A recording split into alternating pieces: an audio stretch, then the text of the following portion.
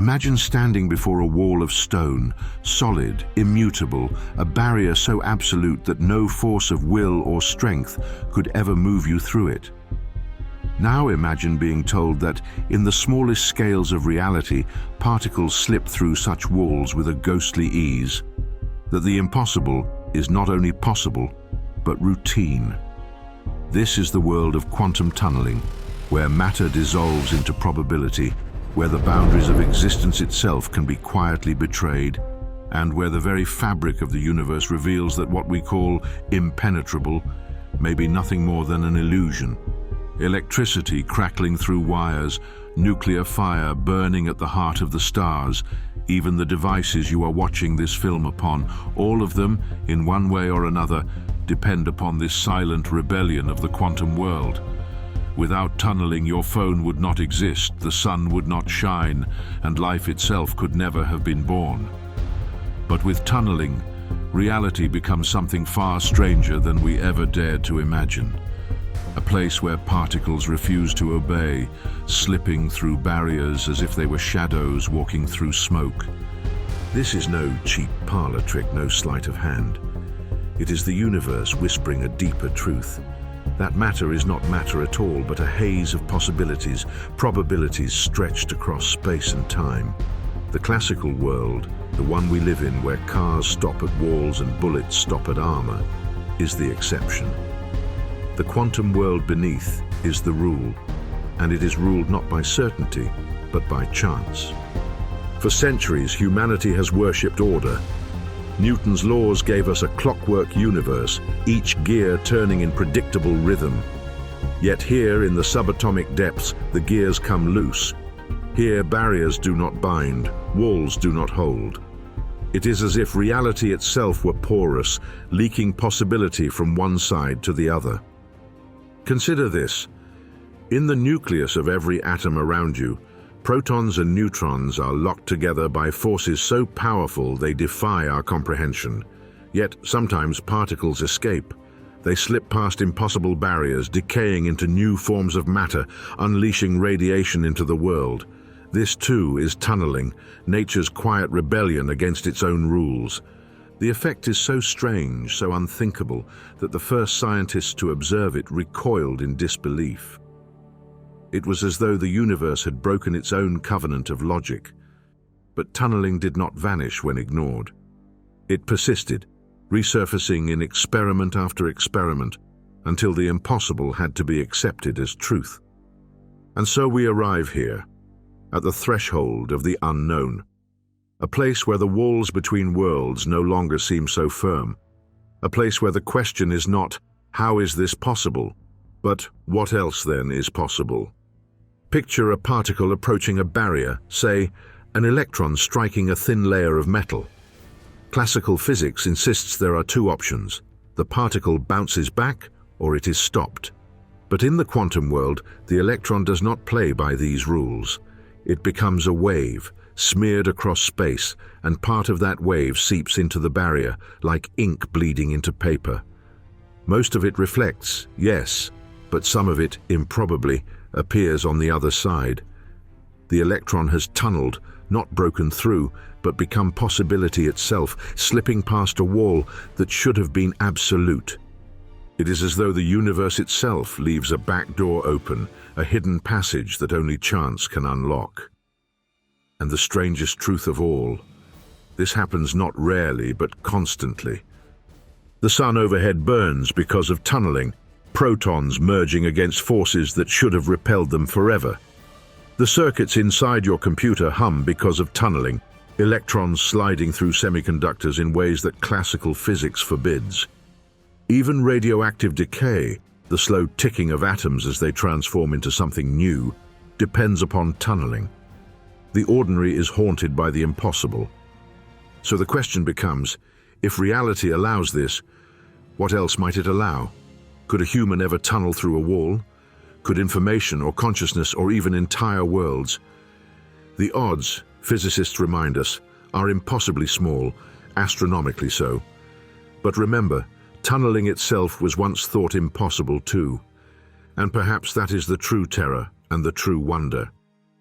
The boundaries we cling to, life and death, matter and void, past and future, may not be boundaries at all, but fragile lines waiting to be crossed. We live in a universe of walls. But what if those walls were never as real as we thought? That is the mystery of quantum tunneling, and this is where our journey begins. But if particles can pass through barriers that should be unbreakable, what then is the barrier between science and magic, between physics and philosophy, between this world and the next?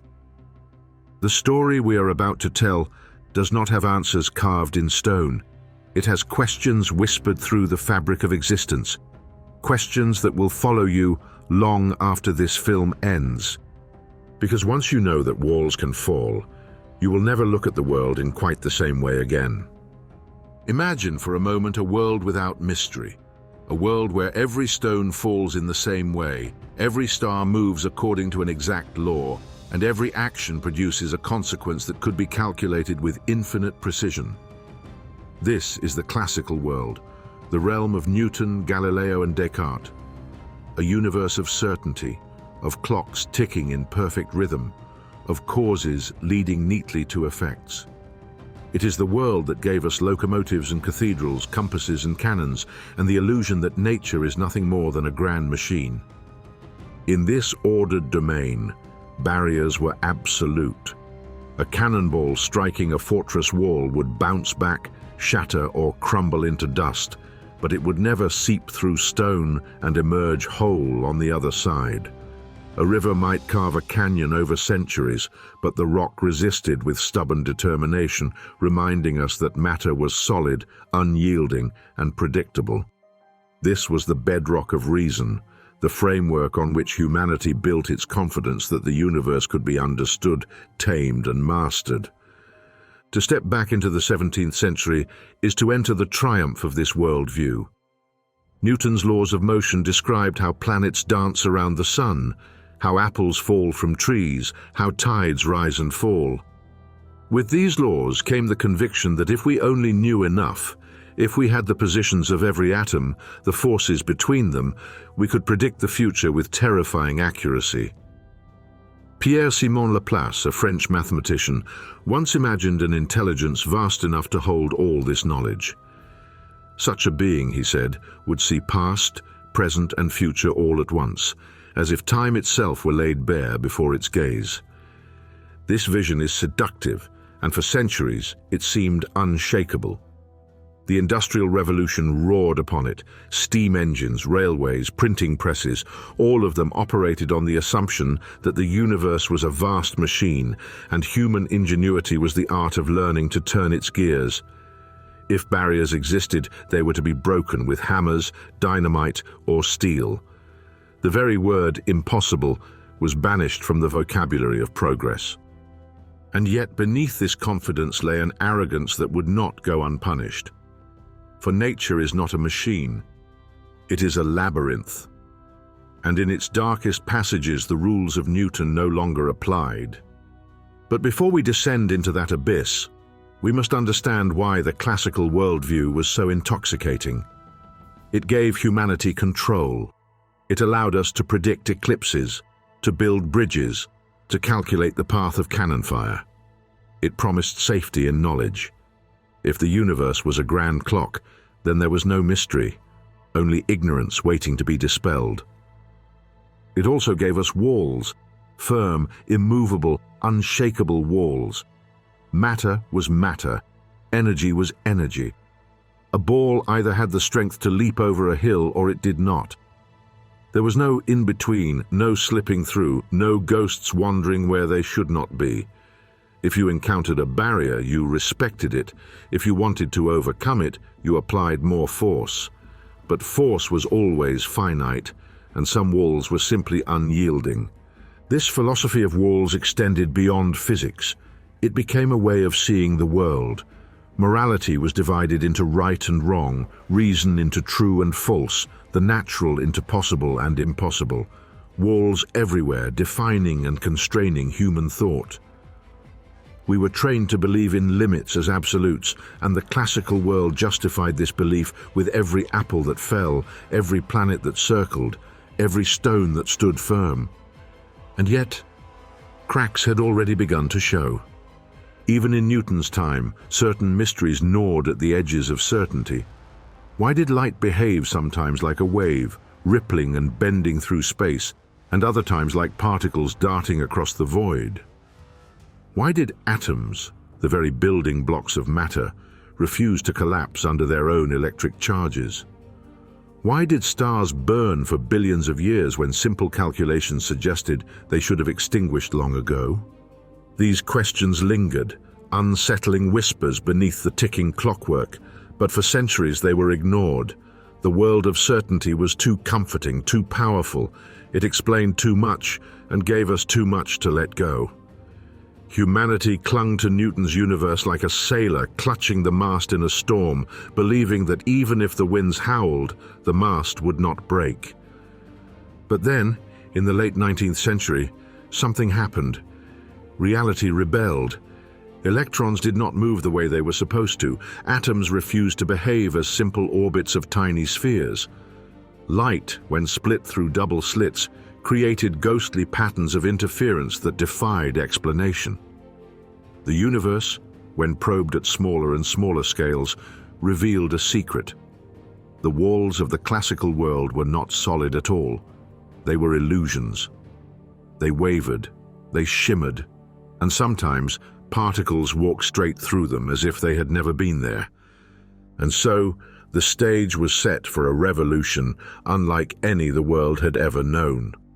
A revolution that would dismantle centuries of certainty, break the walls of classical physics, and thrust humanity into a new reality of probabilities, paradoxes, and impossible possibilities. This is where quantum tunneling was born, not as a miracle but as a betrayal. A betrayal of Newton's laws, of Laplace's demon, of the dream that the universe could be pinned down with certainty. It revealed that the walls we thought unbreakable were never there to begin with. But what does it mean to live in a universe where walls are illusions? What does it mean when the impossible becomes routine, when particles defy the very laws that once defined them? The descent into the quantum world is not gentle. It is a plunge, a free fall into uncertainty. And at its heart lies tunneling, the phenomenon that declares in no uncertain terms, nothing is truly impossible. But before we face that abyss fully, let us step closer. Let us see how these illusions crumble, one by one. For the death of certainty is not the end of knowledge, it is the beginning of a far greater mystery. At the heart of matter lies a rebellion, not of armies or nations, but of particles, tiny ghosts that refuse to obey the barriers written for them by classical physics. Imagine an electron confined in a prison of stone walls. By every law we once trusted, it should remain locked inside, forever unable to escape. The wall is impenetrable, the barrier absolute. And yet, in the quantum world, the electron slips free. It leaks through the wall, not by breaking it, not by climbing it, but by vanishing on one side and appearing on the other, as if the barrier itself were little more than smoke. This act of defiance is called quantum tunneling, a rebellion of probability against certainty, a whisper from the universe that nothing is as absolute as it seems. But how does it happen? At the quantum scale, particles are not solid objects. They are waves of probability, smears of possibility across space. An electron confined in a box is not really in one place. It is in many, spread out like ripples across a pond. The wall of the box acts as a barrier, but the wave does not end at its edge. Instead, it leaks into the forbidden zone, fading but never quite vanishing. And if the barrier is thin enough, part of the wave bleeds through to the other side. The electron is found free. This is not magic, this is mathematics. The Schrödinger equation describes the wave function, and the wave function never truly stops. It decays, it seeps. And in that seepage lies the rebellion. The probability of finding the particle beyond the wall may be tiny, but tiny is not zero. And across the vast timescales of the universe, not zero is enough to reshape everything. We see this rebellion not only in the lab, but in the furnace of nature itself. Radioactive decay, The silent ticking of unstable atoms is tunneling at work. A proton or neutron inside a nucleus should remain bound, confined by forces unimaginably strong. The energy barrier holding it in is vast, like a canyon wall stretching into infinity. Classically, escape is impossible. And yet, nuclei decay. They spit out particles, transforming into new elements, releasing energy that warms the Earth and powers the radioactive engines of stars and planets. The very heat inside Earth's core, driving volcanoes and tectonic plates, is born from this rebellion. Every flicker of uranium decay deep underground is tunneling made manifest. Without it, Earth would be geologically dead, silent, and frozen long ago. Think of that the next time you see a volcano erupt or a mountain rise from the sea. It is tunneling, particles rebelling against their prison that keeps our planet alive. But the rebellion extends even deeper, to the stars themselves. Inside the Sun, hydrogen nuclei should never fuse. Their positive charges repel each other with staggering force, like two magnets pushed north to north. The barrier to fusion is so immense that even the Sun's crushing gravity and blazing heat should not be enough. Classically, the stars should remain dark, but they are not. They burn, they shine, they live, because quantum tunneling allows protons to slip through their mutual repulsion, to merge, to ignite the nuclear fire that lights the cosmos. The rebellion of particles is the heartbeat of the stars. It is here we find one of the great ironies of existence. Everything we know, everything we are, rests on a law of physics that says barriers are never truly absolute, that walls, however impossible, can be breached, that the very structure of reality is porous, leaking possibility into impossibility. But perhaps the most haunting truth of all is this: tunneling is not rare. It is not exotic. It happens constantly, everywhere, all the time. Every atom, every material, every barrier you see is alive with it, a hidden rebellion at the microscopic scale. The solidity of the world around you, the table beneath your hands, the walls of your home, is built atop particles that refuse to obey solidity at all. And so, the rebellion becomes philosophical. If the smallest things defy certainty, then what is certainty?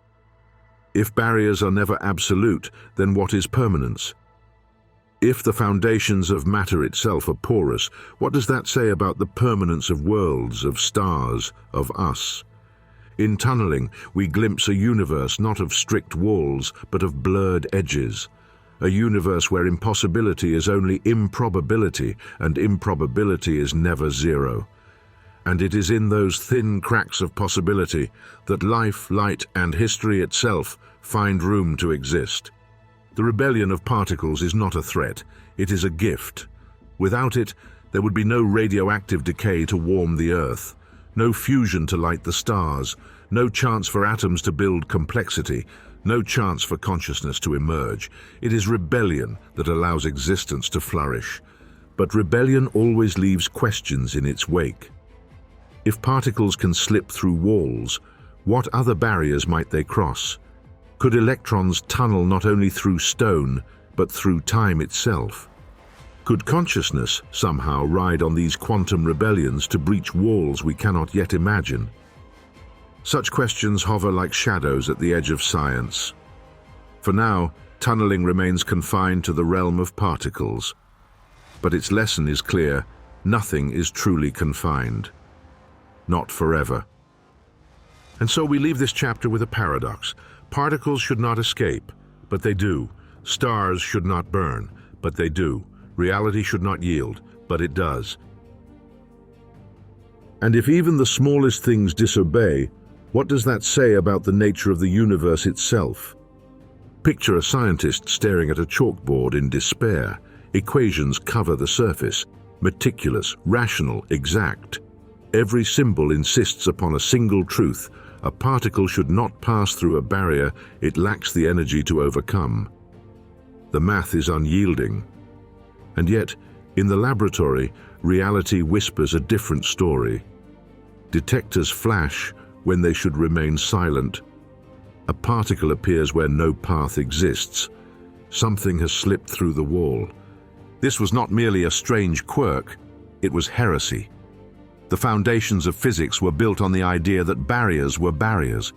If a ball is too weak to roll over a hill, it stays at the bottom. If an arrow lacks the force to pierce a shield, it shatters on the surface. This was common sense, confirmed by centuries of observation. And yet, when scientists peered into the subatomic world, they encountered a reality that mocked common sense. The phenomenon would later be called quantum tunneling, but its first hints emerged as shadows in unexpected places. Radioactive decay, the mysterious ability of atoms to eject particles, was one such place. In the early 20th century, physicists observed uranium atoms spitting out alpha particles, even though those particles were trapped within the atom by enormous nuclear forces. Classical physics said escape was impossible. The nuclear walls were far too steep, the energy too insufficient, and yet the particles emerged as though the walls were ghosts. The mathematics of quantum mechanics offered an explanation, though one so unsettling it felt almost supernatural. Instead of treating particles as tiny billiard balls, quantum theory described them as waves, probability clouds spread across space. These waves did not halt neatly at barriers. Instead, they decayed, fading like a whisper into forbidden regions, and sometimes, improbably, they leaked all the way through to the other side. Imagine a prisoner walking into the stone wall of their cell. Classical physics declares the attempt futile. But in the quantum world, the prisoner exists as a shimmering haze, a probability wave that does not stop at the wall. Most of that haze bounces back, returning the prisoner to despair. But a tiny sliver passes through, appearing in freedom beyond. To witnesses, it looks like a miracle. The prisoner has tunneled through solid rock. At first, this explanation seemed absurd. How could something both respect and ignore barriers? But experiment after experiment confirmed it. Tunneling was not a rare accident. It was a fundamental rule of the universe. It explained radioactive decay. It explained how nuclear fusion occurs in stars, allowing the sun itself to burn. It explained why semiconductors, the building blocks of modern computers, behave as they do. Our entire technological civilization, from the screen you are watching to the satellites above your head, owes its existence to this impossible phenomenon. But the implications reach far beyond technology. Tunneling is a violation of everything humanity once believed about walls and boundaries. It says that certainty is an illusion, that possibility leaks into impossibility, that the boundaries of reality are porous. It challenges not only physics, but philosophy. If particles can cheat, what else might slip through walls we thought absolute? Consider life itself. In the delicate machinery of biology, tunneling plays a hidden role. Enzymes catalyze reactions by allowing particles to pass through barriers, speeding up the very processes that sustain our bodies. Photosynthesis, the miracle by which plants turn sunlight into food, relies on tunneling. Without it, forests would not grow, oceans would not teem with life, and humanity would not exist.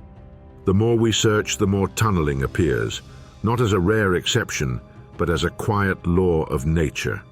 And with each appearance, the world grows stranger. Imagine a cosmos where walls are not solid, where certainty dissolves into probability, where impossibility is never absolute. That is the quantum universe.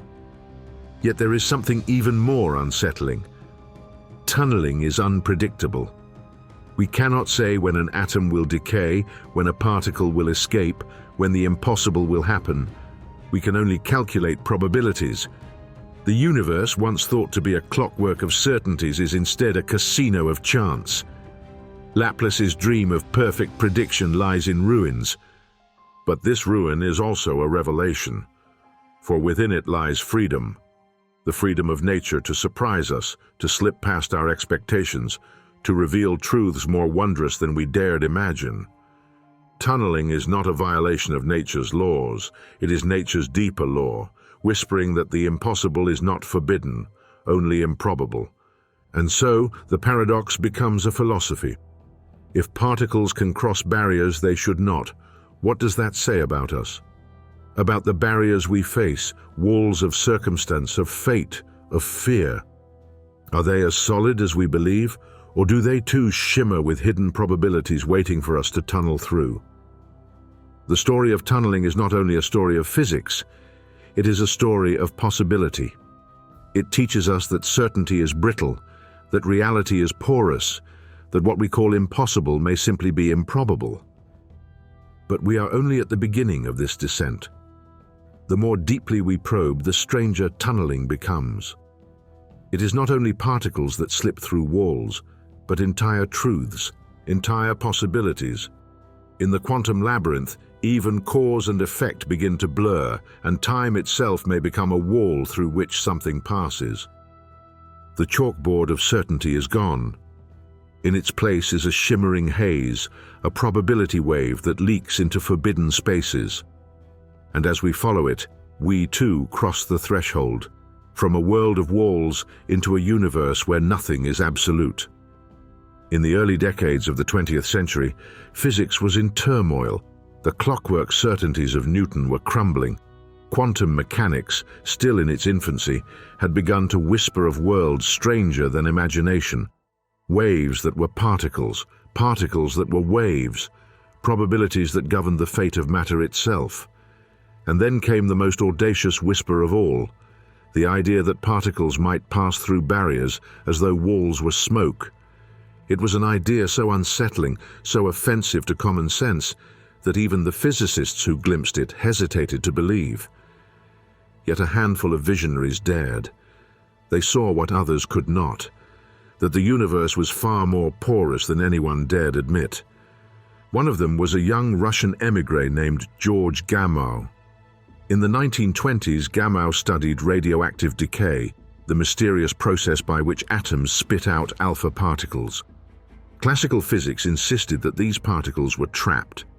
The nuclear barrier was too strong, the forces binding them too absolute. Yet experiments proved otherwise. Atoms decayed, releasing alpha particles into the void. Something was happening that defied explanation. Gamow turned to the new quantum mechanics, still fresh from the pens of Heisenberg and Schrödinger. He realized that if particles were described not as hard spheres but as waves of probability, then their fate was not bound by walls. A wave could leak, a wave could seep. A wave could extend into forbidden territory and in rare moments break free. What had seemed impossible, the escape of alpha particles, suddenly became inevitable. Gamow published his theory in 1928. In Elegant Mathematics, he showed that tunneling was not only possible, but predictable. The probability of a particle escaping could be calculated with exquisite precision, matching experimental results with uncanny accuracy. What had once been heresy was now law. It was a triumph, but also a scandal.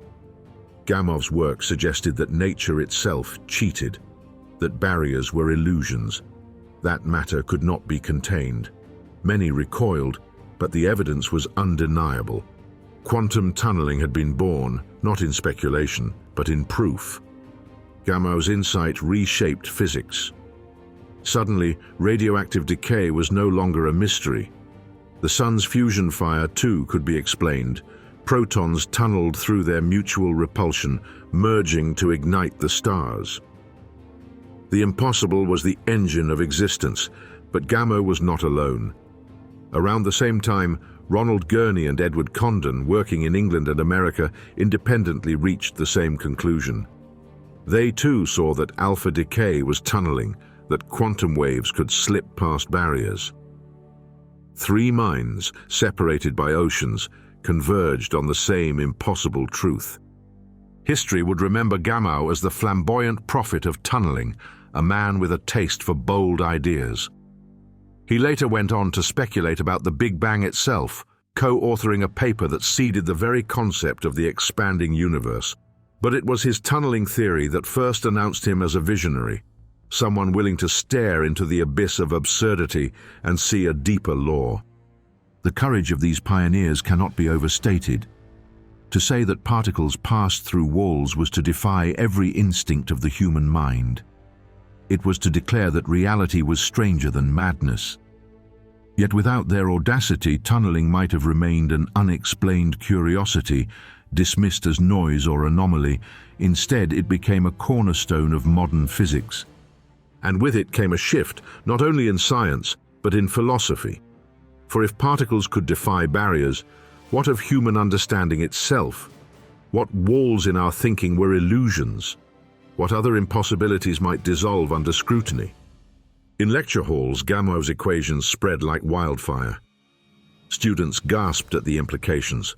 Professors argued late into the night, wrestling with a universe that refused to obey.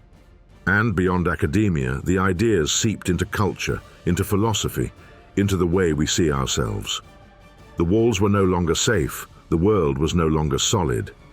Yet even as tunneling became accepted, it remained unsettling.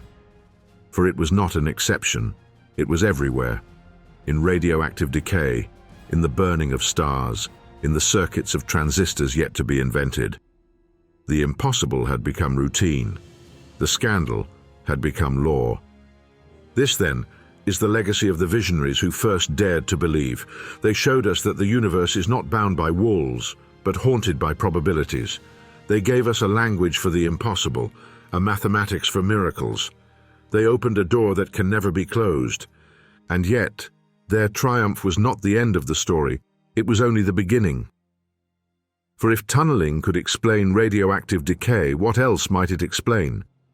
What other barriers might collapse under its gaze? From the heart of atoms to the machinery of life, from the stars above to the circuits in your hand, tunneling would reveal itself as the silent architect of existence. But with each revelation came a deeper question.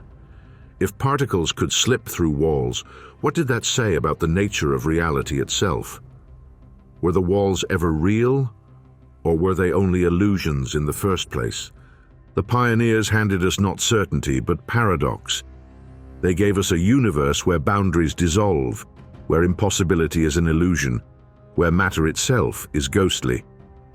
And in doing so, they left us with a haunting truth.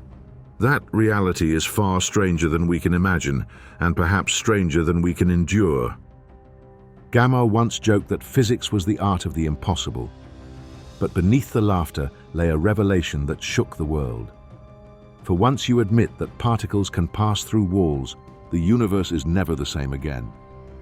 The visionaries had spoken, the walls were broken, the impossible was law. But what does it mean for us, for the stars, for life, for the human mind, that reality itself is porous? That is the journey we must take next. Imagine peering inside the device in your pocket, the computer on your desk, or the satellite orbiting above.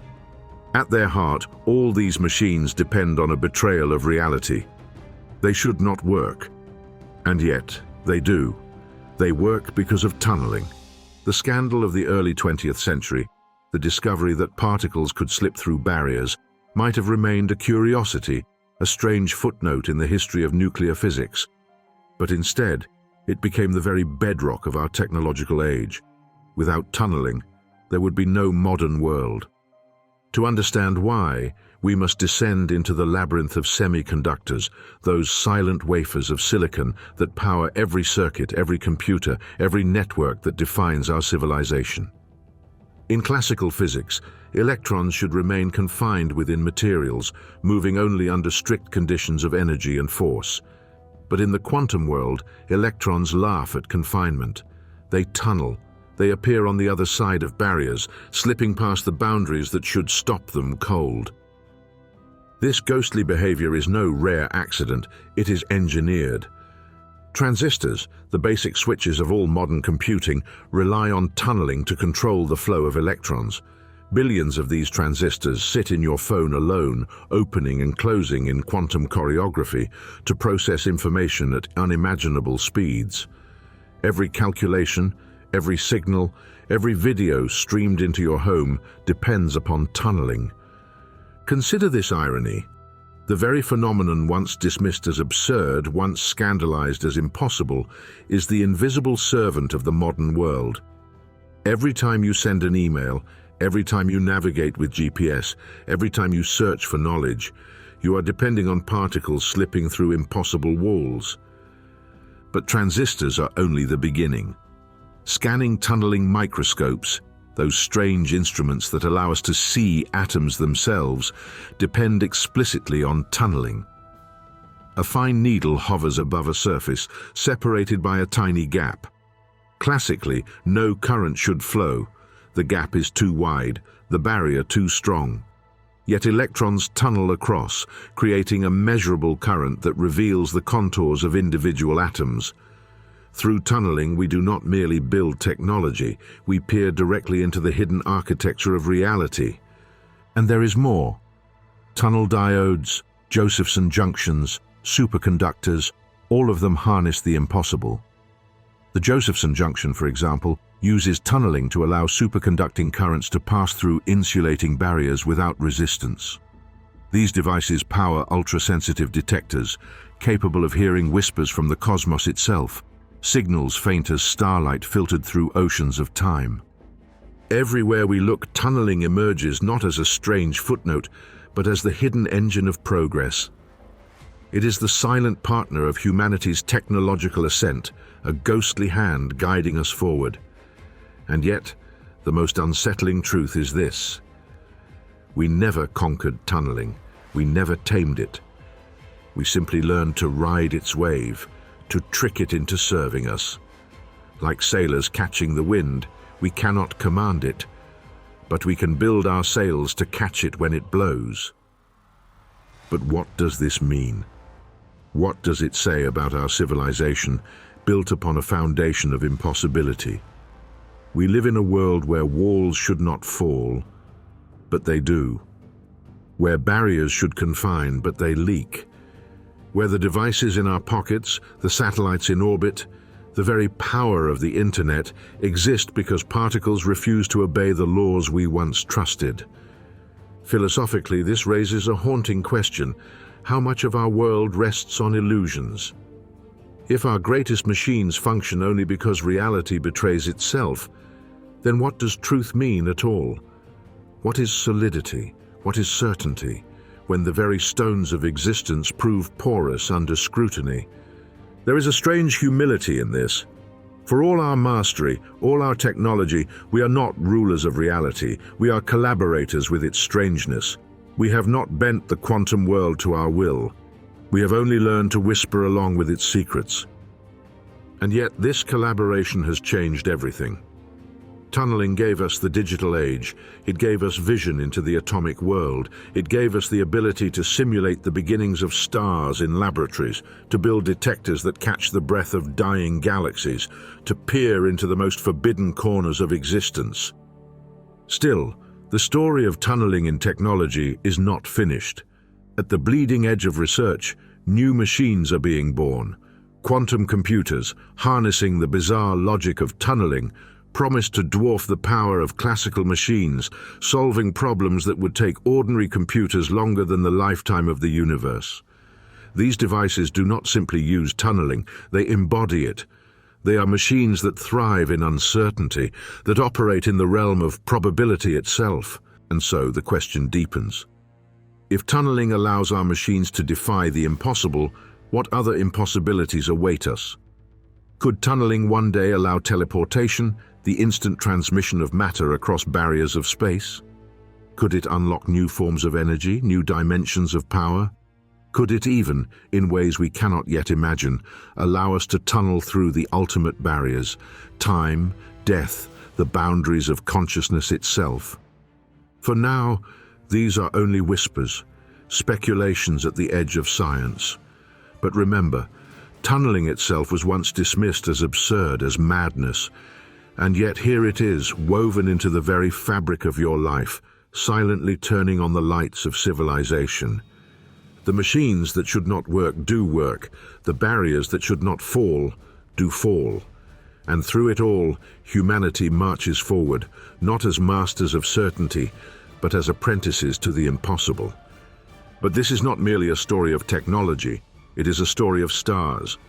For while tunneling allows our machines to thrive, it also fuels the greatest machine of all, the cosmos itself. At the heart of every star, tunneling ignites a fire that burns for billions of years. Without it, there would be no light, no warmth, no life. And so, our next step takes us beyond silicon and circuits, beyond microscopes and machines, into the furnace of creation itself. For the same strange law that powers your phone also powers the sun. The same impossibility that drives your computer also forges the elements in your blood. This is not coincidence. This is not accident. This is tunneling, woven into the fabric of existence, as essential to the cosmos as it is to civilization. And it leads us to the greatest truth of all, that the impossible is not an exception, but the engine of reality itself.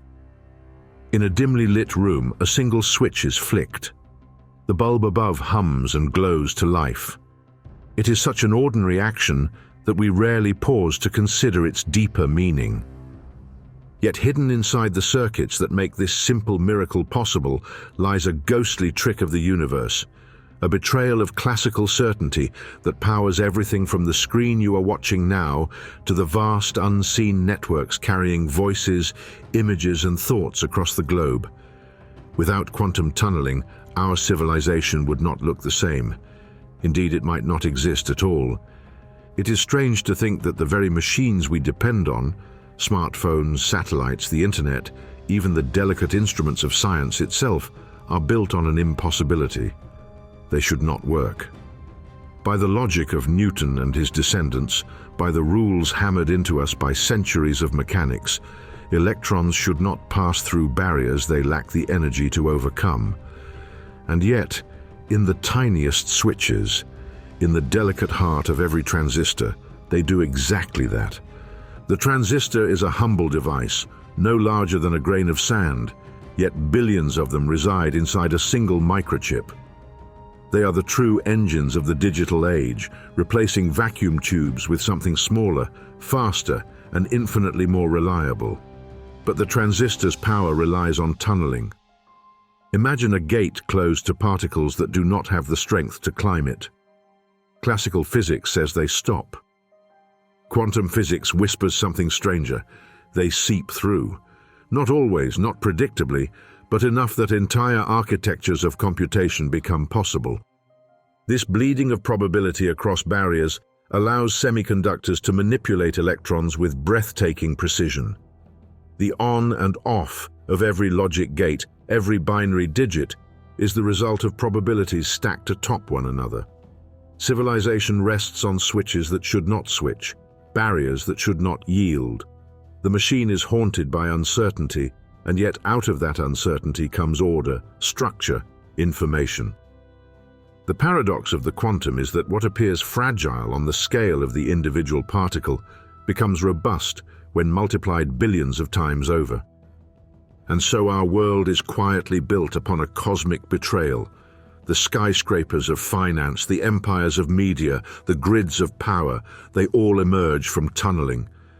The images of galaxies taken by telescopes orbiting high above Earth, the decoding of genomes in sterile laboratories, the navigation of aircraft across continents, all these depend on electrons sliding through forbidden walls. The impossible has been weaponized, domesticated, turned into utility. Yet lurking beneath this triumph lies a deeper question. What else might tunneling allow us to build? If transistors are merely the first fruits of this violation, what harvest waits further down the line? Already, tunneling has been refined into exotic tools. Quantum dots, tiny crystals so small they trap electrons inside like fireflies in a jar, shine with colors tuned by their size. Tunnel diodes exploit the strange curve of probability to create devices faster than any classical switch. Josephson junctions, which allow particles to tunnel between superconductors, sit at the bleeding edge of technology, promising quantum computers of almost unfathomable power. Each of these inventions takes what should be a flaw in the universe and bends it into function. Pause here for a moment. Consider how alien this would seem to those who first cracked open the atom or charted the planets in the sky. Imagine telling them that the very laws of matter could be circumvented, not by brute force, but by surrendering to chance. The machines of our world do not run because physics is firm, but because physics is porous. But there is a darker undertone to this triumph. When you build a world on uncertainty, what happens if that uncertainty falters? As transistors shrink smaller and smaller, approaching the very limits of atomic structure, tunneling ceases to be a controlled trick and becomes a ravenous leak. Electrons slip where they should not, circuits blur, and the dream of infinite miniaturization collapses under the weight of quantum rebellion. In this sense, tunneling is both our savior and our saboteur. The same mechanism that gave us the digital age threatens to choke it with its excess. Here lies one of the central ironies of our technological age. Progress is not limited by the hardness of matter, but by its softness. We press too closely against the grain of the quantum, and it unravels beneath us. And so the great minds of our era ask, what if we could push tunneling further, not as an accidental byproduct, but as a deliberate key? What new worlds might open if barriers could be bent at will? Some imagine computers capable of cracking codes that today keep entire governments secure. Others dream of communication across unbreachable distances, data tunneling through barriers of space itself. A few whisper of energy systems that mimic the stars, harnessing tunneling on scales vast enough to power civilizations. This is where the narrative darkens, because whenever humanity discovers a new crack in reality, it does not merely light it with wonder. It tests, exploits, and inevitably weaponizes. If tunneling could be made more predictable, more pliable, it would not only birth tools of unimaginable progress, but weapons of unimaginable devastation. The barrier between possibility and peril grows thin. As you sit watching this film, your device humming quietly in your hand or across the room, think of it not as a triumph of engineering, but as a ritual of impossibility. The glowing pixels are born of electrons that should never have crossed their walls.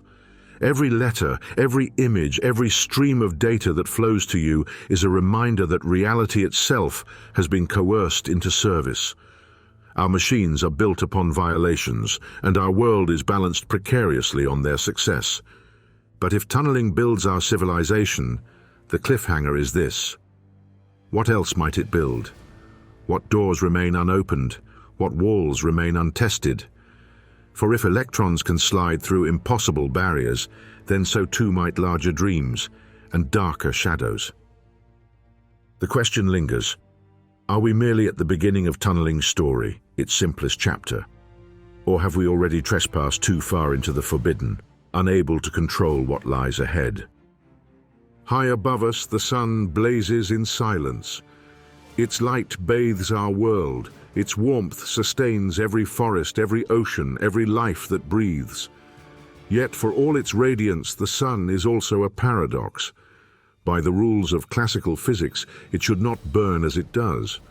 Protons, positively charged particles at the heart of atoms, should repel each other with such ferocity that fusion, the act of them binding together, would be impossible. The barrier is too high, the wall too steep. And yet against all expectation, the stars burn. The secret is tunneling. Imagine two protons as rivals standing face to face, shields locked, refusing to yield. By every measure of classical mechanics, they should never meet, never touch, never fuse. Their electrical repulsion, the Coulomb barrier, is vast, far beyond what the gentle pressure of stellar cores could overcome. But quantum mechanics whispers another truth. Particles are not merely points, they are waves. And waves do not simply stop at walls, they extend, blur, bleed through. Deep within the furnace of the sun, where temperatures soar to millions of degrees, protons dance in impossible proximity. For fleeting instants, their wave functions overlap, probabilities intertwine, and what should be forbidden becomes inevitable. Through tunneling, protons slip past their own repulsion, merging into heavier nuclei. And in that union, energy is unleashed, energy that streams outward across space to kiss the face of the Earth. Without tunneling, there would be no sunlight, no warmth, no earthly life. The stars themselves would be dark. Consider how unsettling that is. The cosmos is lit not because the rules of matter hold firm, but because they bend in silence. Every sunrise is a monument to impossibility. This is not merely speculation. The mathematics of quantum tunneling matches the lifetimes of stars, the energy spectra of their light, the very stability of galaxies. The physics tells us that the sun's fire depends on the chance that protons can leak through barriers they have no right to breach. It is not certainty that fuels the stars, but probability. Probabilities stretched across trillions upon trillions of particles, woven into a cosmic rhythm that has endured for billions of years. Pause for a moment. Look skyward, if you can. Every photon warming your skin is a message from tunneling, a faint letter carried across space that whispers, "The impossible has already happened." The sheer scale of it defies comprehension. In each second, our sun burns through some 600 million tons of hydrogen, fusing them into helium through chains of reactions made possible only by tunneling. The energy released in this alchemy radiates outward as light and heat, but not immediately. It takes photons tens of thousands of years to crawl from the solar core to the surface, bouncing endlessly in a seething sea of plasma before racing to Earth in a mere 8 minutes. Every ray of sunshine is ancient, born of tunneling events long before human civilization drew its first breath. Without tunneling, the balance of the cosmos would collapse. Stars would never ignite. Heavy elements, carbon, oxygen, iron, would never form. The building blocks of life, forged in stellar hearts, would remain forever locked as hydrogen, inert and cold. There would be no oceans, no forests, no blood, no breath. The very fact that you are alive, sitting here watching this, is proof that the universe is stranger than common sense will ever allow. And yet, the story grows darker. Because if tunneling is the engine of creation, it is also the harbinger of destruction.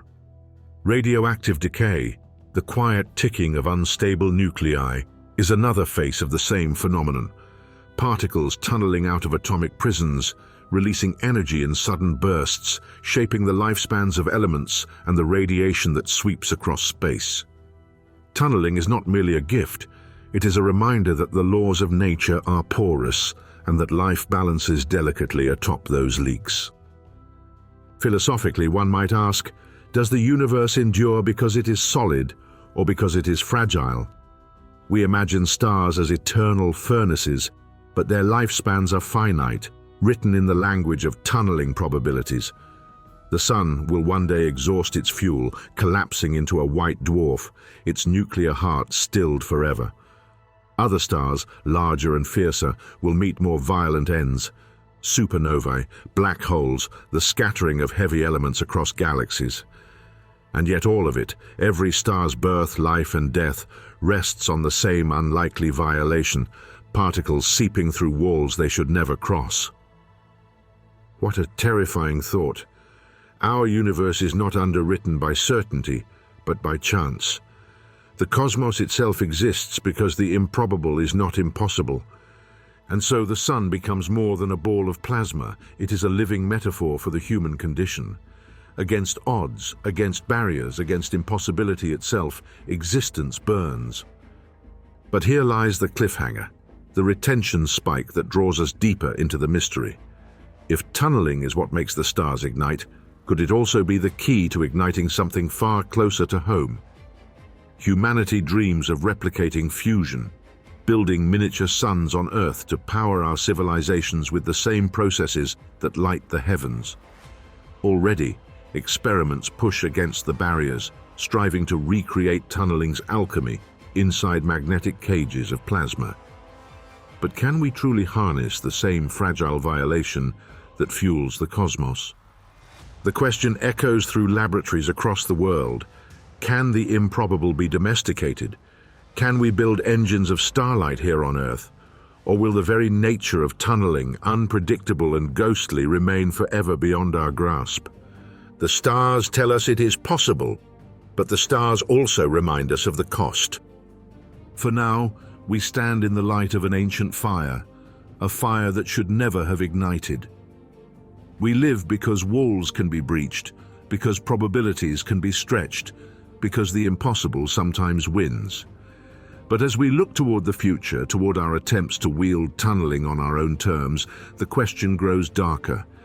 If we unlock the heartbeat of stars, what else might we unleash? Stand before a wall, a slab of stone or brick or steel. Place your hand on its cold surface. You know without doubt that you cannot pass through. No amount of willpower, no push of flesh against matter will dissolve the barrier. It is immovable, impenetrable. And yet quantum mechanics insists otherwise.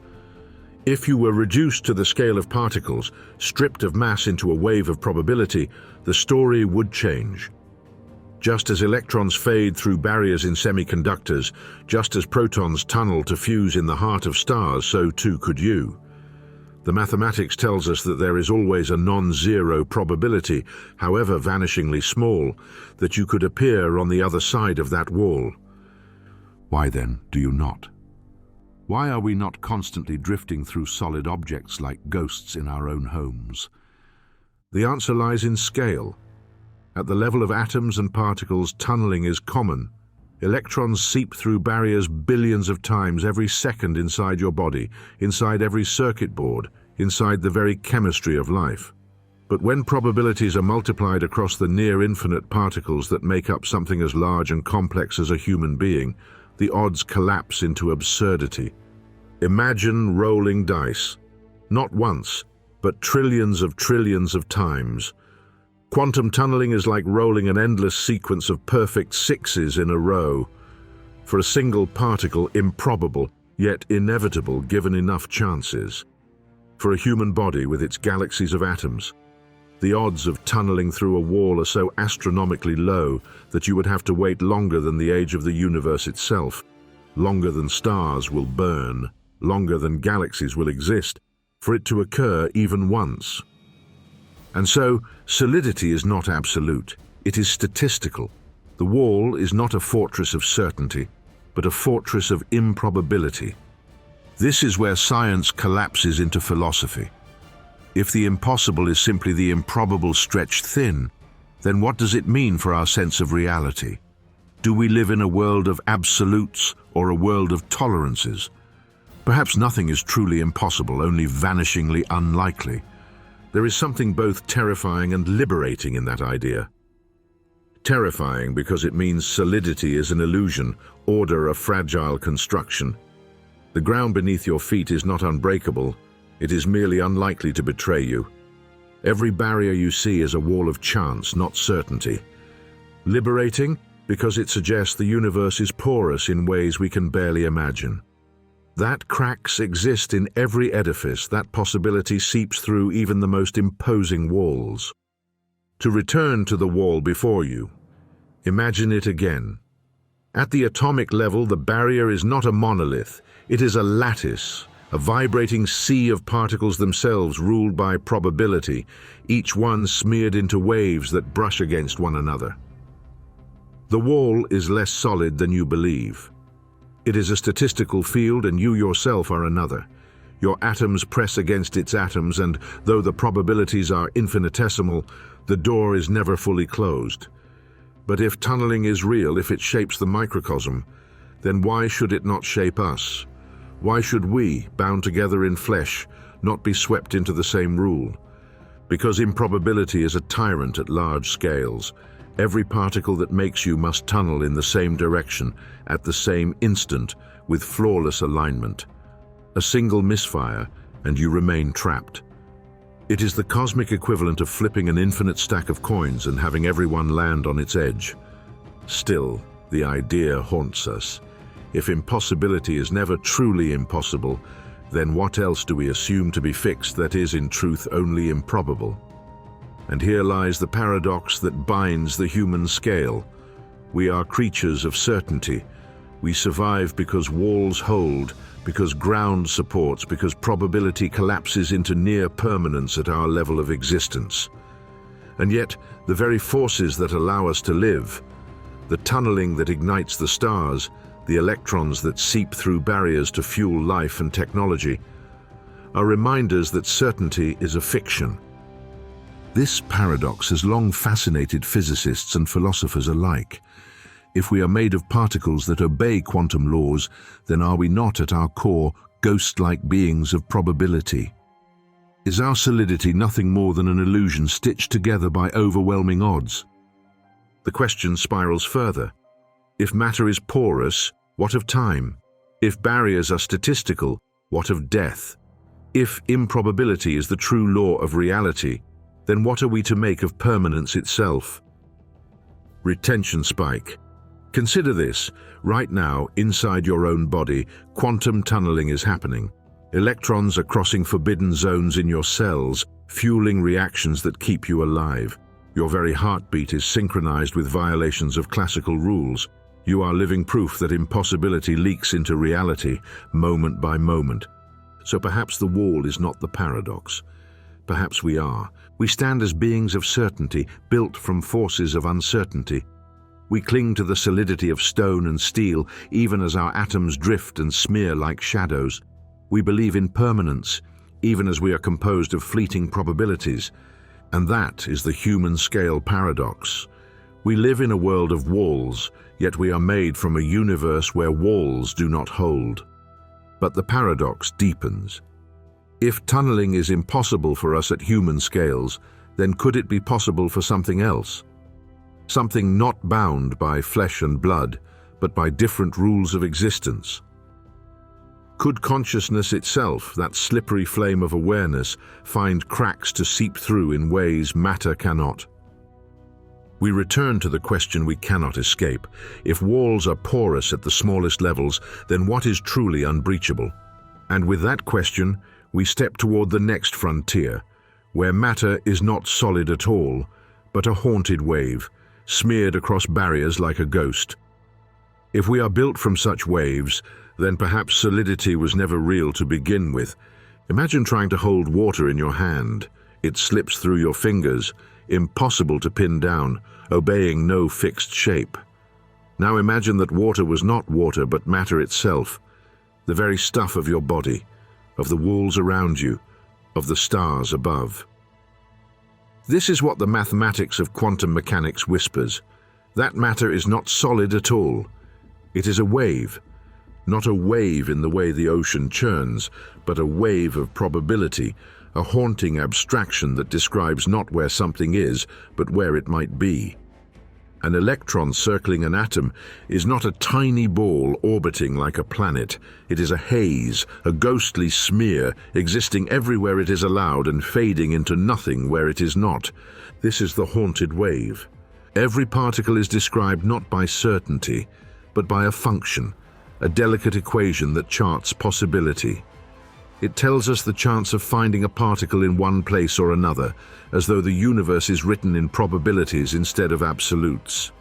And in this wave, barriers mean little. The probability does not halt at the wall's edge. It leaks through, decays, diminishes, but it does not vanish entirely. And so the particle is never entirely trapped. It is partly here, partly there, partly confined, partly free. Reality itself is split across borders like a phantom. This idea shattered the foundations of science. For centuries, matter was assumed to be tangible and fixed, atoms hard and indivisible. But when Erwin Schrödinger in the 1920s began describing electrons as wave functions, the illusion of solidity crumbled. His equations revealed something deeply unsettling. The universe is not made of things, but of shadows of possibility. Think of an electron encountering a barrier. In classical terms, it should stop cold. But the wave function stretches beyond the forbidden wall, like fog curling through a crack. On the other side, there remains a sliver of possibility. And sometimes that possibility becomes reality. The electron appears where it should not, carried on the tide of its own ghostly wave. But what does this mean for us, for our understanding of reality? It means that matter is never fully itself, that what we call an object is not a solid block, but a mist of probabilities, briefly coalescing into something we can perceive. You, listening now, are not one thing but countless possibilities, pressed into a fragile coherence by forces we barely understand. Retention spike. Consider this. When you look at a chair, or a mountain, or the moon, you are not seeing something that exists in certainty. You are seeing the crest of a probability wave, an emergent stability built on something fundamentally uncertain. And what happens when we acknowledge that uncertainty is not a flaw, but the foundation? We begin to see the world differently. The haunted wave is not just a mathematical trick. It is reality's deepest truth. It tells us that everything is in superposition, existing in many potential states until interaction collapses it into one. It is why quantum tunneling works, because the wave is never confined. It always seeps, always lingers, always leaves open the door to the improbable. And yet, the wave haunts us with its implications. If everything is probability, then what is real? If matter is not fixed, then what are we? Are we ghosts, condensed from countless possible selves? Do we flicker at the edges of barriers we cannot see, smearing across realities, brushing against worlds we will never know? Physicists wrestle with this, not just as science, but as philosophy. Schrödinger himself introduced his infamous cat, a creature both alive and dead, trapped in a box of probabilities. The thought experiment was not meant to be literal, but to highlight the absurdity of our haunted universe. Until measured, the cat exists as a wave of potential states, and so do we. What if, right now, you exist not just here, but across countless probabilities?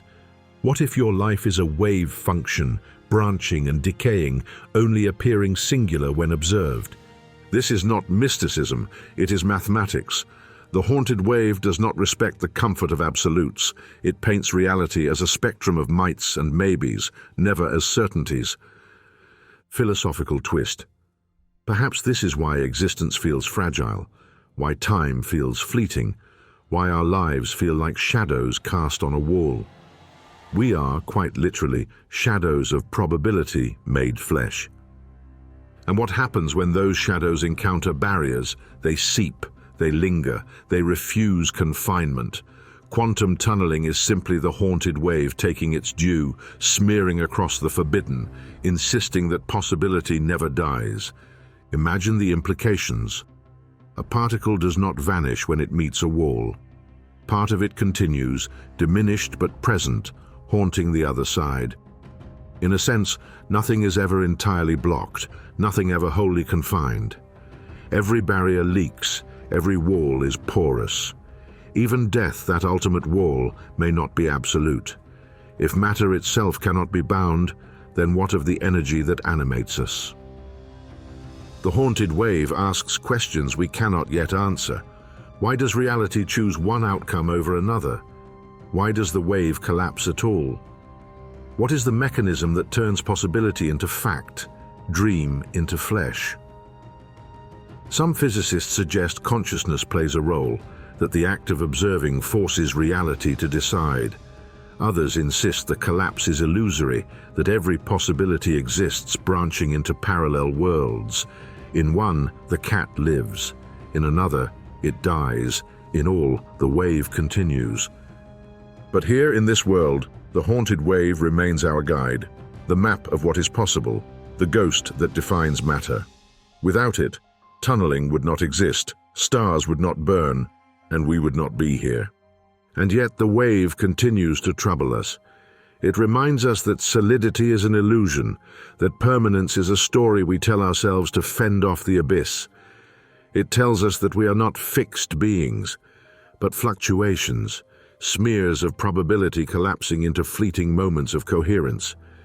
If the haunted wave is real, then reality is not a fortress, but a dream, fragile, shifting, never entirely certain.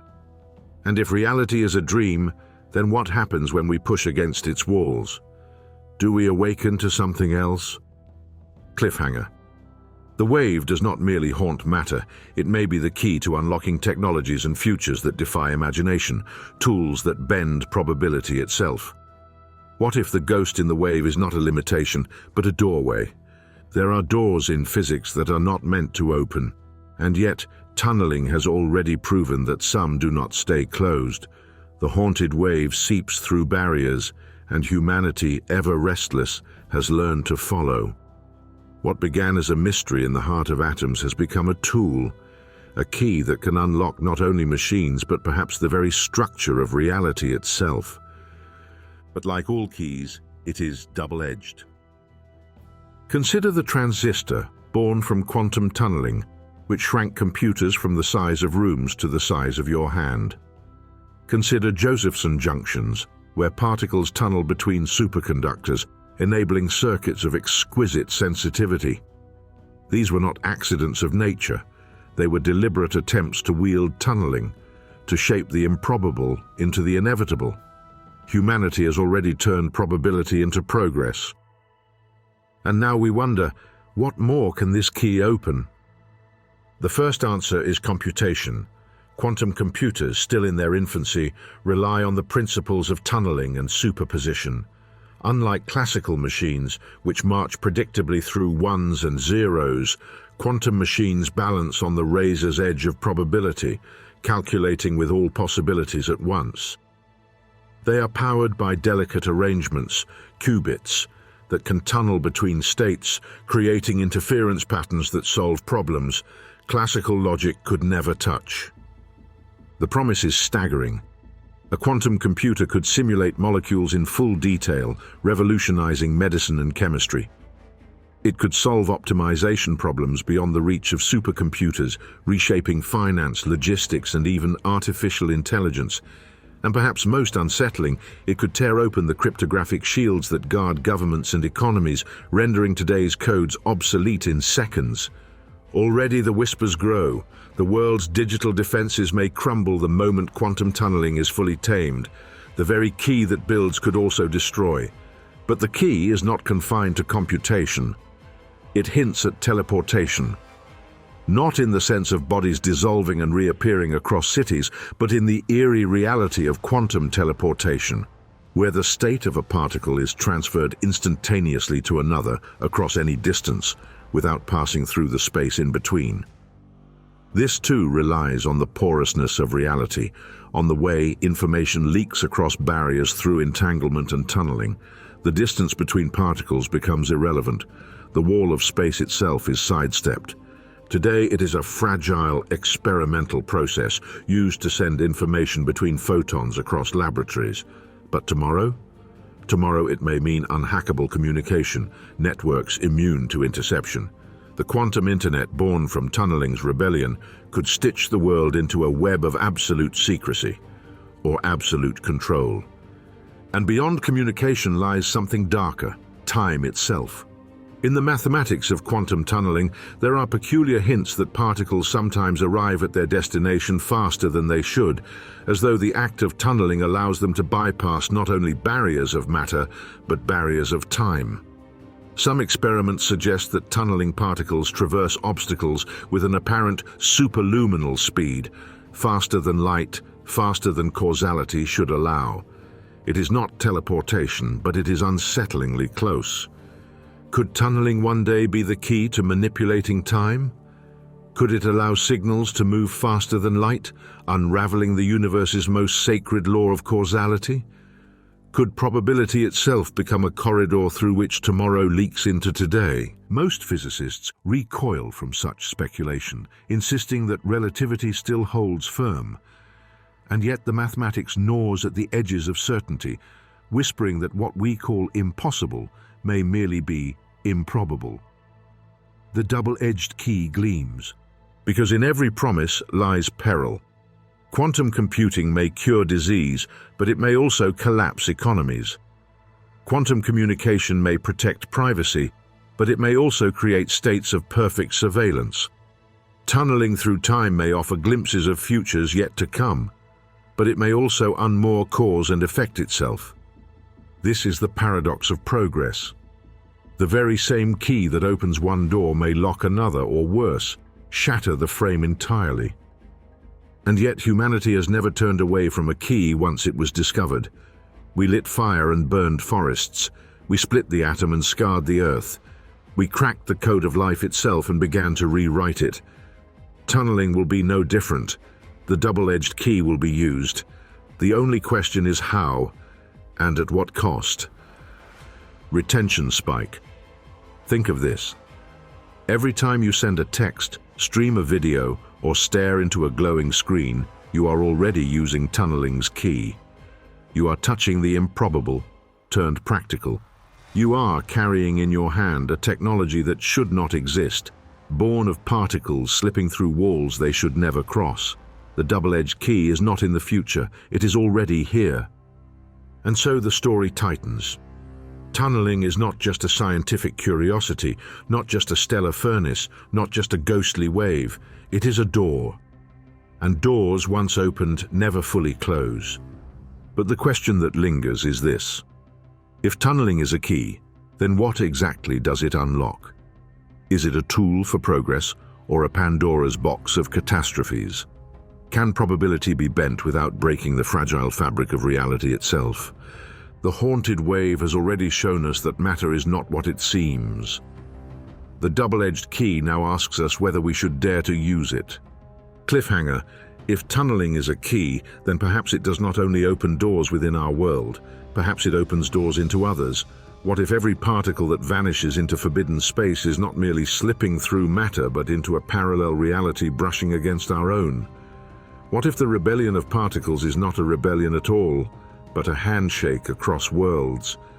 A particle disappears, not destroyed, not broken, not scattered, simply gone from one side of a wall and moments later found on the other.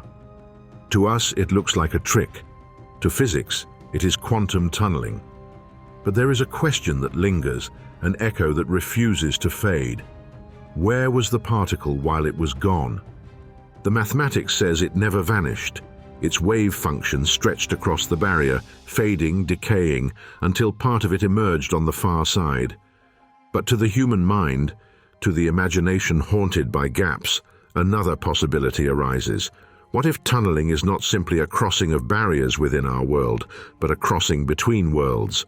This is the multiverse question. The idea of a multiverse has long haunted science and philosophy. Ancient myths spoke of countless worlds layered like pages in a book, realms of shadow and light brushing against one another. Modern physics, too, whispers of plurality. Parallel universes, each obeying the same laws but differing in their details, coexisting beyond our perception. And tunneling may be the closest we have to touching that plurality. Imagine this: a particle slams against a barrier it cannot overcome. By the rules of classical physics, it is trapped forever. But quantum mechanics allows it to seep through. One interpretation is simple. Probability lets it leak, lets it cheat. But another interpretation, more haunting, is that for a fraction of an instant, the particle ceased to be wholly here. It slipped into an adjacent possibility, a neighboring reality, and reappeared where our world allowed it. A handshake across worlds. If this is true, then tunneling is not just a violation of classical certainty. It is a reminder that our universe may not be alone. Every act of tunneling may be an exchange, a whisper of recognition between parallel domains. Of course, mainstream physics is careful here. The mathematics of tunneling requires no multiverse. The wave function's leak explains everything, but physics has also taught us that mathematics often hides deeper truths than we first understand. Relativity once described gravity as mere force, until it became geometry. Quantum mechanics itself began as equations of probability, until it transformed into the architecture of reality. Could tunneling be a similar doorway, pointing to a truth we have not yet grasped? Consider the many worlds interpretation of quantum mechanics. It argues that every possible outcome of a quantum event does not collapse into one, but instead branches into separate realities. In one, the particle remains trapped. In another, it appears on the other side. Both are real, both exist. And tunneling, then, is not a particle moving through a wall, but a splitting of worlds where, in some, the particle passes, and in others, it does not. Retention spike. Imagine that right now, as you listen, 1,000 other versions of you exist. Some where you paused, some where you turned away, some where you never pressed play. Every decision, every flicker of probability, a branching of universes. It is unsettling, almost unbearable to think that tunneling may be the physical trace of this branching. That each time a particle slips past the impossible, it is our world negotiating with its neighbors. And yet, even if the multiverse is real, what does that mean for us? Are these other worlds forever beyond reach, silent shadows we can never touch? Or could tunneling be the bridge, a fragile corridor that allows matter or information or even consciousness to seep between realms? Speculation grows bold here. Some imagine that tunneling could explain anomalies that defy explanation, fleeting particles appearing where none should, signals that seem to arise from nowhere. Could these be bleed-throughs, evidence of another world brushing against ours? Could our universe itself be one layer in a greater structure, its walls thin and porous, leaking probability like mist through cracks? And if so, what lies on the other side? Philosophically, the multiverse raises questions of identity. If you exist in countless versions, each shaped by probability, then who are you? The singular self you feel, or the vast branching network of all your possible selves? If particles tunnel between realities, could you, the consciousness watching this now, also smear across worlds, living out different fates in silence? Here, science falters and poetry takes over, but even poetry cannot deny the mathematics. The haunted wave is real, tunneling is real, and both hint at something larger than our narrow perception. Imagine the implications for technology. If tunneling is a bridge, could it be engineered? Could we one day send signals not just across space but across universes? Could we draw power from parallel worlds or glimpse into alternate histories where probability took a different turn? Or would such trespassing come at a cost?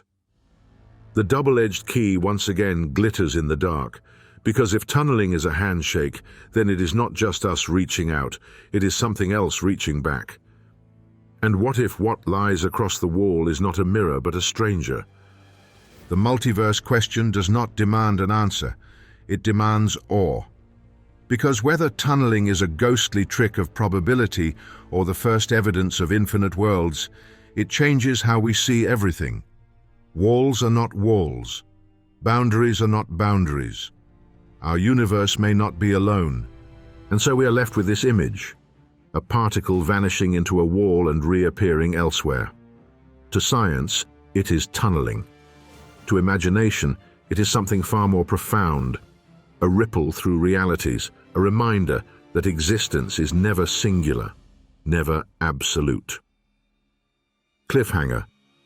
If matter itself can brush against parallel worlds, then what of the mind? If the haunted wave is not confined to particles but is the foundation of all things, could consciousness itself seep across the same porous walls? Close your eyes. Feel the weight of thought itself, slippery, elusive, unmeasurable. You cannot hold a thought in your hand, yet it defines you more than anything material. Consciousness, the fragile flame of awareness, has always been the greatest mystery, and now we ask the unthinkable. If matter tunnels through walls, could the mind? For centuries, philosophers debated the seat of consciousness. Was it a divine spark, immaterial and eternal, or a mere accident of biology, a side effect of neurons firing in the darkness of the brain? Science has mapped synapses, measured impulses, even built machines that can predict choices seconds before they rise into awareness. Yet despite all this, the essence of thought remains untouchable. We can describe its scaffolding, but not its soul. And so some have dared to look to quantum mechanics. The argument begins simply enough. The brain is made of matter, and matter obeys quantum rules. Neurons exchange ions, electrical signals cascade through microscopic channels, all of it underpinned by the same quantum strangeness that lets electrons tunnel through barriers. If particles smear across possibilities, if atoms exist as haunted waves, then is it not possible that consciousness itself is tied to these same rules? This is not consensus science, it is speculation, a frontier both tantalizing and treacherous. Theories like those of Roger Penrose and Stuart Hameroff suggest that microtubules, tiny structures inside neurons, could host quantum states, allowing the mind to exploit phenomena like tunneling and superposition. They call it orchestrated objective reduction, a phrase as enigmatic as the concept itself. Critics argue it is fantasy, that the brain is too warm, too noisy for delicate quantum effects to survive. Yet tunneling has been observed in biological systems before, in enzymes, in photosynthesis, in the navigation of birds guided by Earth's magnetic field. Life, it seems, already whispers with quantum tricks. Could the mind be doing the same? Imagine this possibility, that consciousness is not a computation running on flesh, but a resonance, an interference pattern of probabilities. That every thought, every dream, every spark of creativity is born from particles tunneling across synapses, smearing through forbidden walls, choosing improbable paths that shape your awareness. If this is true, then consciousness itself is porous. The walls between neurons are not absolute. The barriers of perception are not fixed. Your awareness could, in principle, leak through, not only within the brain but perhaps beyond. Retention spike. Think of déjà vu, those uncanny flashes where the present feels already lived. Think of dreams that blur with reality, intuition that defies explanation, the sudden arrival of ideas from nowhere. Science calls these coincidences, but could they be something stranger? Moments where consciousness tunnels, slipping across barriers within itself, touching something normally out of reach. The barrier within is not physical alone.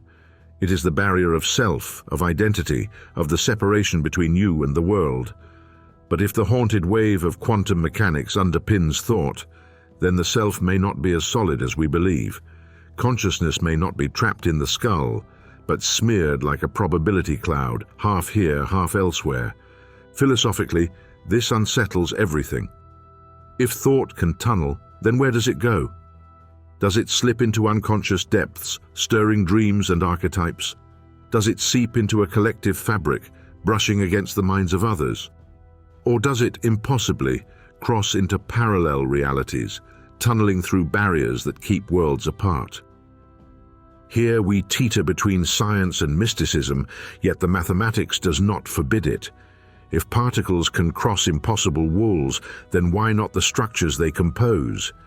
If matter can seep into the improbable, then why not the mind? The implications are staggering. Consciousness tied to quantum tunneling would mean free will is not an illusion of biology, but the manifestation of probability.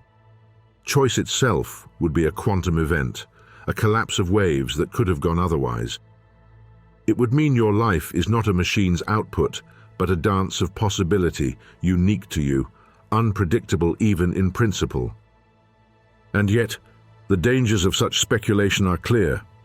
For every serious physicist exploring these frontiers, there are charlatans weaving pseudoscience, offering illusions of certainty where only mystery exists. To claim that tunneling explains the soul is to risk reducing wonder to cliché. The truth is stranger, deeper, more unsettling. It may never be fully explained. Still, the thought lingers. What if consciousness is the universe tunneling into itself? What if awareness is not a local phenomenon but a cosmic one, born from the same porousness that fuels stars and drives the beating heart of matter? Imagine the mind as a barrier and thought as the particle. Most of the time, thought stays confined, bound within the skull, within the self. But sometimes, through dream, through vision, through inspiration, it tunnels. It emerges on the other side, in places we cannot measure. Perhaps that is why art exists, why music moves us, why grief and love feel infinite. They are not confined within neurons alone. They are leaks of probability into the infinite. And so we return to the haunting possibility. If consciousness can tunnel, then death itself, the ultimate wall, may not be absolute. If thought is woven into the fabric of probability, then perhaps it does not end, but seeps, continues, smears across barriers we cannot yet see. Not survival in the sense of souls walking in afterlives, but persistence, echoes of awareness leaking through the porous walls of reality itself. For now, science cannot confirm this, but science does not forbid it. And that is enough to leave us with unease, because if the mind tunnels, then what we call the self is not a fortress, it is a wave, and waves do not end at walls. Cliffhanger. But if consciousness tunnels, then what of death, the greatest wall of all? Could tunneling be not only the key to stars and machines, but the metaphor, or even the mechanism, for how life transcends its final barrier? There is one wall that towers above all others, a wall no living being has breached and returned unchanged. It is not stone or steel, not matter or time, but something deeper, the wall of death. Every culture, every philosophy, every faith has wrestled with its presence, and every human life marches inevitably toward it. Death is the barrier that should not be crossed. And yet, in the whisper of quantum tunneling, we find a haunting possibility. Perhaps even this wall is porous. For millennia, death has been seen as the absolute. The end of thought, the collapse of flesh, the silence after sound. Ancient cultures spoke of it as a river, a gate, a passage into another realm. The Egyptians built monuments to carry souls beyond it. The Greeks imagined shades crossing the Styx. In every myth, death was not nothingness, but a boundary. And boundaries invite the question, can they be breached? Physics does not speak of souls, but it does speak of energy. And energy, as we know, is never destroyed. It transforms, dissipates, tunnels. The atoms of your body, the particles that weave your brain, will one day scatter, but they will not vanish. They will seep into soil, into air, into stars. Matter does not obey finality. It obeys transformation. And so we ask, if particles never truly vanish, then what of consciousness? If tunneling allows matter to seep through impossible barriers, could death itself be another barrier, impenetrable in appearance but leaky in truth? Consider this: radioactive decay, one of the universe's most fundamental processes, is tunneling. Nuclei that should never escape slip through barriers and transform into something new. Decay is death at the atomic scale, and yet it is not an ending. It is change, metamorphosis. What was trapped becomes free. What was one thing becomes another. Could human death be similar? Not a cessation, but a tunneling, a transition we cannot yet perceive, a movement of awareness into regions beyond the wall of life. Retention spike. In Tibetan tradition, death is called the Great Liberation, a passage through the bardo, the intermediate state. In Christianity, it is the veil between earth and heaven. In physics, it is silence. But silence too is porous. Even black holes, once thought to swallow information forever, now whisper that information leaks, tunneling out in slow radiation. If even the most absolute voids in the cosmos are not eternal, can we truly say that death is? To the skeptic, this is fantasy. Consciousness, they argue, is an emergent property of biology. When the neurons fail, the flame extinguishes. End of story. But skepticism has been wrong before. Once it was heresy to imagine the Earth moved around the Sun. Once it was folly to imagine particles seeping through walls. Reality has shown again and again that what we call impossible is often only not yet understood. The question then is not whether death can be defeated, but whether death is absolute. Quantum mechanics suggests that absolutes may be illusions. Here is where philosophy merges with physics. If the mind is tied to matter, and matter obeys the haunted wave, then thought itself may not be annihilated at death. It may scatter, tunnel, bleed into the improbable. Perhaps what we call the self does not persist as a soul in the old religious sense, but as probabilities smeared across realities, faint echoes tunneling into futures we cannot know. Imagine awareness not as a light switched off, but as a wave collapsing, not gone, but spread, reshaped, absorbed into the greater probability field of the universe. Death as diffusion, death as tunneling. And yet such images are as terrifying as they are comforting. If death is porous, then perhaps consciousness seeps into parallel realms, brushing against other worlds. But if so, what remains of identity? Are you still you, if you have tunneled into something else? Or is death the ultimate smearing, the moment when the illusion of self dissolves into the ocean of probabilities? This is the paradox. We crave survival, yet physics may offer only transformation. The tunneling of death may not preserve the I, but dissolve it into something larger. Still, one cannot help but wonder, what if the ancient myths were not entirely wrong? What if their visions of afterlives, heavens and bardos were poetic echoes of a deeper truth? That barriers are never absolute, that something always seeps through? The barrier of death may not be breached in the way we imagine, but it may not be impenetrable either. Just as a particle's wave function lingers beyond the wall, so too might the essence of life linger beyond its end. Pause and reflect. Every sunrise, every star in the sky, every breath of air is proof that tunneling is real. The universe itself thrives because impossibilities yield. Why then should death be the one wall that holds perfectly? And yet this speculation is double-edged. If death is porous, then perhaps so too are the boundaries of life. Perhaps consciousness bleeds not only forward, but sideways, leaking into dreams, into visions, into the strange phenomena that have always haunted human experience. Near-death visions, out-of-body sensations, déjà vu. Are they hallucinations, or are they glimpses of awareness tunneling across its own barriers? We cannot say, but the very possibility transforms how we see existence. Death ceases to be finality and becomes a frontier, a passage, not a wall. And so death, once feared as the end, becomes another stage in the universe's great rebellion against absolutes. It is not silence, but transition.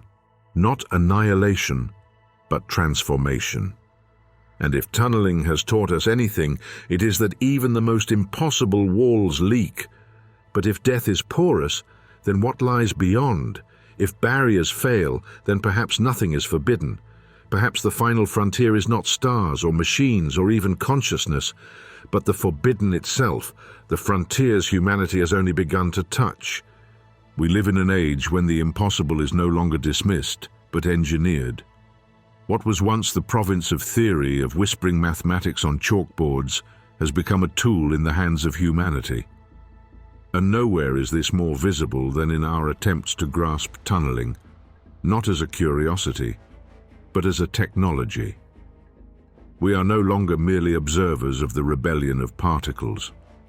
We are its architects. Consider the scanning, tunneling microscope. At first glance, it is nothing more than a device of science, a precision instrument. But in truth, it is a weapon of vision, one that forces the universe to reveal its hidden structure. By exploiting tunneling, it allows us to see not just the shapes of atoms, but their very electron clouds. A needle hovers impossibly close to a surface, so close that electrons tunnel across the void between them, generating a signal. By measuring that signal, scientists can map matter with resolutions unthinkable in the past. Not microns, not nanometers, but the very scale of atoms themselves. With tunneling, we no longer merely infer the ghostly dance of matter. We watch it, we touch it, the forbidden is pulled into sight. And then there are attempts to bend tunneling into fuel. Nuclear fusion, the alchemy of the stars, is humanity's holy grail of energy. In laboratories around the world, immense machines strive to replicate the furnace of the sun, to harness tunneling so that protons might overcome their repulsion here on Earth.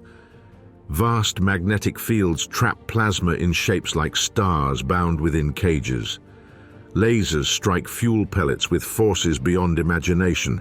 Each attempt is a prayer to tunneling, that particles will slip through their barriers, fuse, and unleash energy enough to power civilizations. So far, success has been fleeting, seconds of ignition, fractions of efficiency, but each attempt is proof that we are pressing against the wall, asking the impossible to yield. One day, if tunneling can be mastered on demand, humanity may hold the fire of stars in its hands. But tunneling's frontier is not only about energy, it is about information.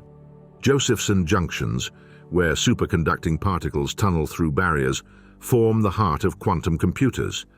These are not machines of certainty, but of probability.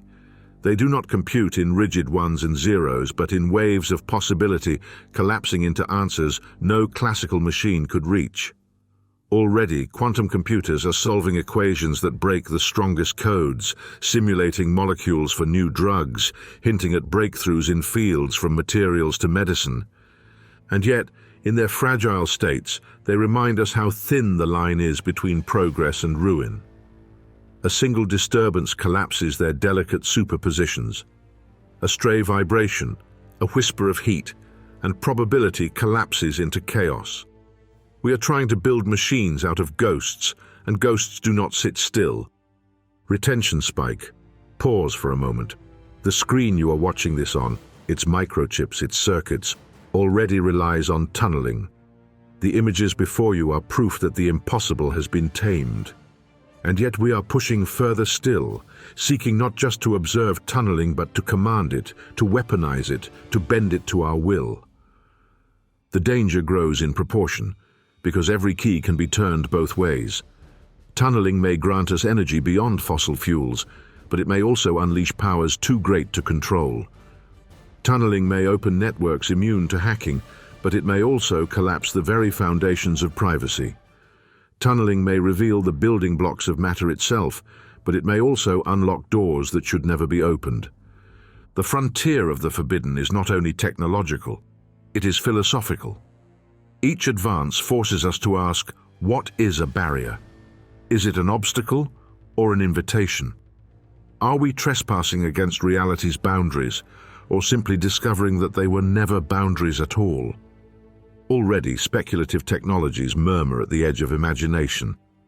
Room temperature superconductors, materials where tunneling reigns supreme, could rewrite civilization, transmitting power without loss, creating engines of efficiency never before seen. Quantum cryptography, secured by tunneling itself, could guard or enslave entire nations. AI, accelerated by quantum processors, could reshape intelligence itself, tunneling through the boundaries of what it means to think. And yet, every advance sharpens the question, are we building tools or are we building traps? The same phenomenon that lights our screens also fuels radioactive decay, the silent reminder of nature's volatility. To master tunneling is to walk a razor's edge, one side leading to enlightenment, the other to annihilation. The frontier is seductive precisely because it is forbidden. Humanity has always pressed against its walls, against the horizon, against the atom, against the gene. Each time we discover that the walls were not walls at all, but thresholds, and each time we emerge transformed, sometimes triumphant, sometimes scarred. So what of tunneling? Is it another threshold, or the final one? Could it be that the barriers of matter are the last illusions, and once they fall, the very structure of reality becomes malleable? Or will tunneling prove to be the door we should never have opened? A key that once turned cannot be returned. For now the frontier of the forbidden is a place of both awe and dread. We are explorers standing before a gate that leaks light and shadow in equal measure. We reach for the handle, knowing it may lead us into realms we cannot control. And so we leave this chapter with unease. For tunneling has already shown us that no wall is absolute. But what if some walls should remain? What if the forbidden exists not to tempt us, but to protect us? Beyond all these frontiers lies the final passage, the ultimate truth. A universe where nothing is certain, where every wall leaks, where the greatest truths are not found in solidity, but in the cracks. And in those cracks lies the secret of existence itself.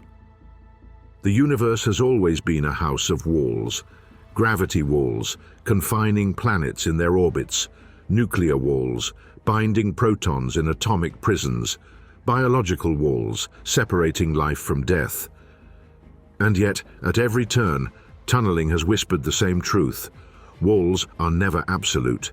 They are thresholds, porous and fragile, seeping with possibility.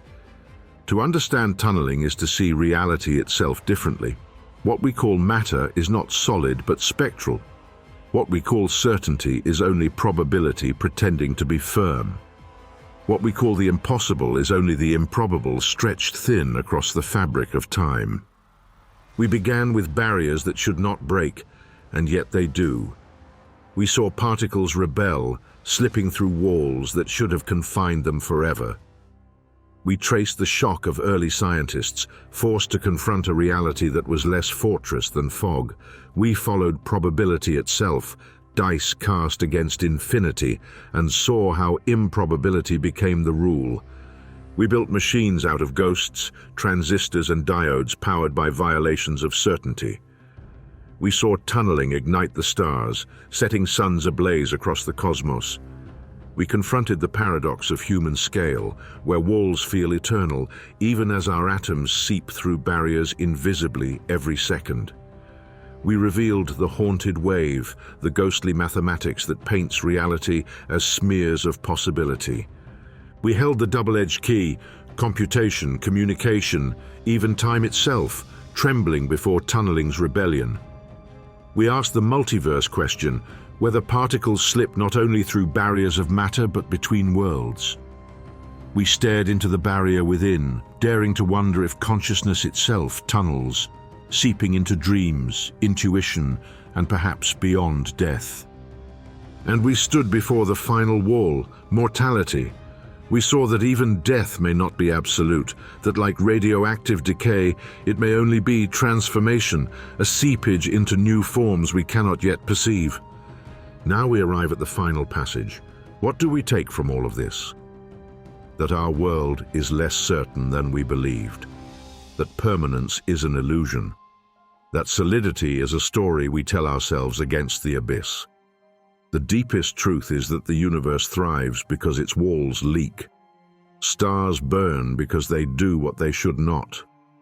Life exists because barriers fail. You exist because the improbable, again and again, refuse to remain impossible. This is not cause for despair, it is cause for awe. We live not in a universe of certainty, but in a universe of freedom. A universe that allows what should be forbidden. A universe that makes room for the unexpected, the miraculous, the impossible. Retention spike.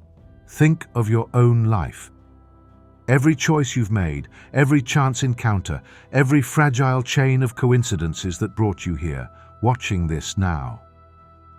How many were improbable? How many barriers seemed insurmountable until suddenly they were not? Perhaps tunneling is not only the secret of particles and stars, but the metaphor for existence itself. We are all tunneling, slipping through walls we thought unbreakable, finding ourselves on the other side of barriers that should have defined us forever. The final passage is this: walls are not walls, not in physics, not in life, not in death. Every barrier holds cracks, and through those cracks flows the possibility that reshapes everything. Philosophically, this leaves us with humility. If nothing is absolute, then certainty is arrogance. If impossibility leaks into reality, then our understanding is always incomplete. The haunted wave reminds us that existence is not firm ground, but shifting probability, and that we are fragile, transient, and miraculous all at once. And yet, there is beauty in fragility. There is wonder in impermanence. There is power in knowing that the cracks are where the light enters. So, in the end, quantum tunneling is more than a scientific phenomenon. It is a lesson a parable written into the mathematics of reality. It tells us that life itself is the improbable made flesh, that barriers fall, that what is forbidden may yet be crossed. This is the final passage: to live with the knowledge that nothing is entirely closed, that every ending leaks into a beginning, that every wall holds a door, even if we cannot yet see it. Fade to black, a silence, heavy and vast. Then a final whisper. We live in a universe where the impossible is never absolute, where matter, thought, and life itself seep through the cracks, where the greatest truths are not found in the walls that confine us, but in the passageways we were never meant to cross. And in that knowledge lies transformation. You are not bounded, you are not trapped, you are a wave, and waves do not end at walls. Thank you for joining us on this extraordinary journey through the universe here on Frontiers of Infinity. If this glimpse into the unknown has sparked your curiosity, be sure to subscribe and join us where we unravel the darkest mysteries of space.